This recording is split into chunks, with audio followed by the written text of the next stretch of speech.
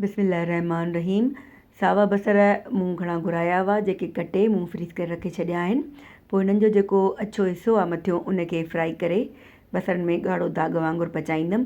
पोइ उन में शामिलु कंदमि साए बसरनि जा पन। जॾहिं बसर सावा पाणी छॾनि त उन में शामिलु कंदमि टमाटो, लूणु, मिर्च, हेड, दालचीनी ऐं अछो जीरो।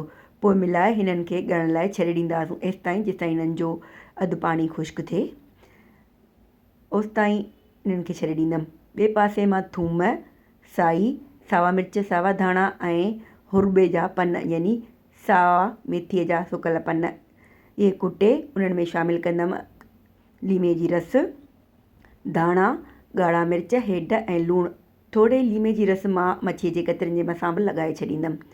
पोइ हिन मसाले में थोरो तेल शामिलु कंदमि, कुकिंग ऑयल। पोइ मसालो मिक्स करे इहो मसालो असां लीमे लॻल मच्छीअ जे कतरनि ते हणंदासूं। हेॾां असांजे बसरनि जो तक़रीबन अधु पाणी ख़ुश्क थी चुको आहे।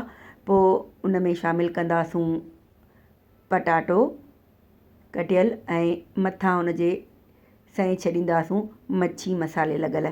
जॾहिं बसरनि जो सॼो पाणी ख़ुश्क थी वञे, पटाटो ॻरी वञे ऐं ॿोड़ तेल ते अचे त तयारु आहे असांजी सयल मच्छी।